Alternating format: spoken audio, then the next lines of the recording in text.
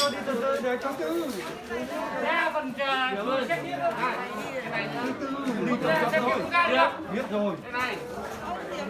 Chàng gái vào. Thế này không cứ từ từ không cứ này.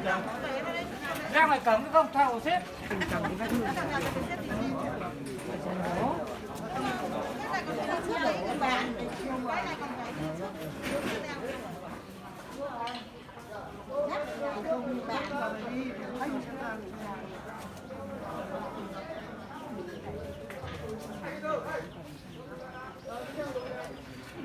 Gái đi với bạn bạn nhé.